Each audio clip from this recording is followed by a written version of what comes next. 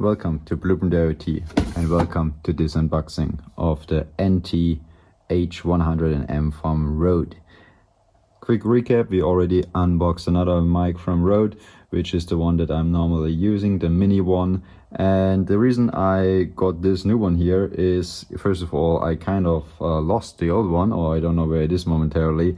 And also even though I was satisfied with the quality of the mic, I was not so satisfied with how it handled environmental sounds, and I basically always had to build a little sound chamber to use it properly because it was not really shielding anything. Obviously you could purchase any aftermarket additional isolation around it or something that will break the sound waves or especially the echoes.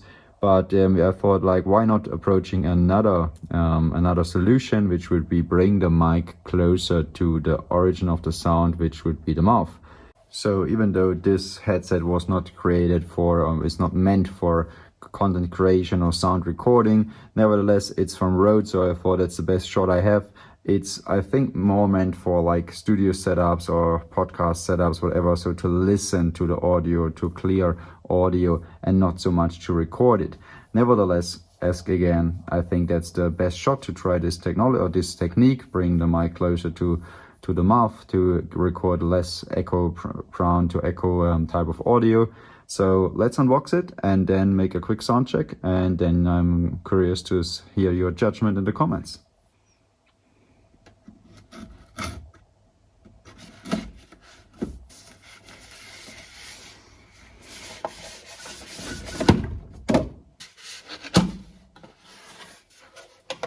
So definitely a type of interesting packaging with this little pull latch there. And there we get the headset. Let's take a look. So it's a little bit tangled in the cable, but apart from this, I would argue nicely packed. We have a 3.5mm audio cable. Then we have some color coding equipment for the cables, I assume, but let's see what it's meant for. And we have a little adapter here. But obviously, what is most interesting is the headset itself.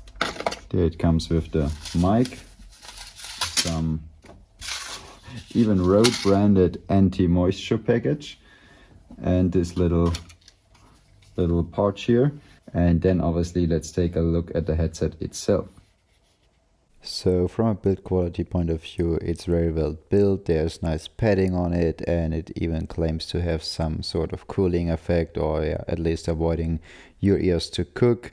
On the build quality side, on the materials, the little bracket or the little spanner that's going around your head is metal, which is obviously always a trade-off between weight and quality.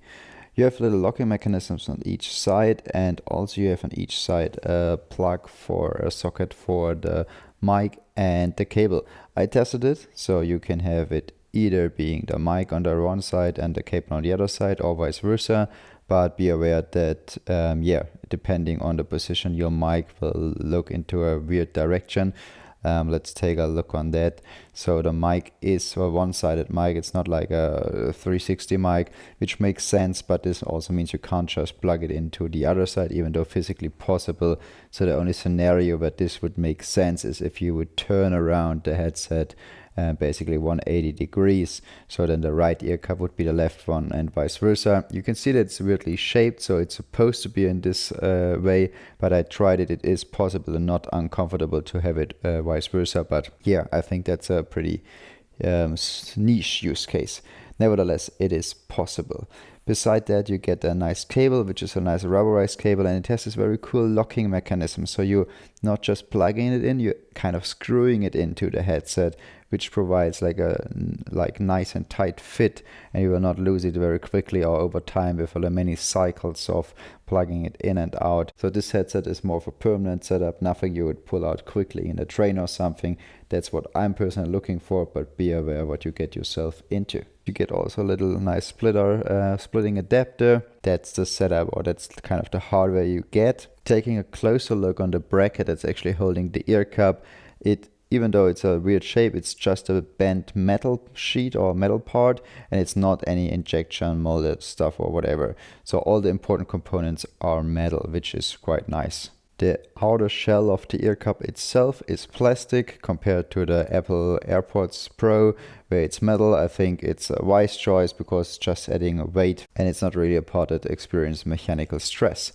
What is really nice are those locking mechanisms. As you can see, you can adjust it seamlessly. There's no clicking or something, so you can really adjust it to the perfect position to fit your head shape and your ear shape and so on. Also, you can adjust it on both sides individually.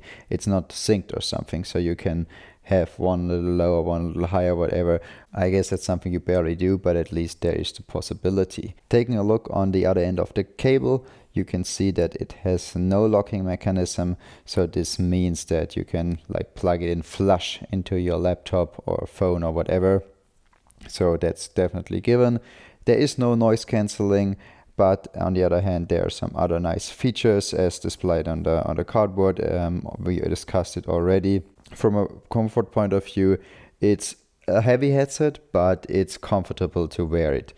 And from a sound point of view, I don't know what you think, but as you may realize, I switched mid-video to the headset's original audio already, and personally I'm very satisfied, and I'm sure I will use it for some more videos, because also for me the setup is quite easy. Just pop it out and there you go.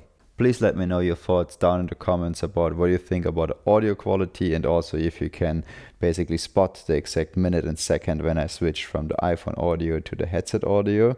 In the meantime, thanks for watching, thanks for listening, and see you around in the next videos about electronics and IoT.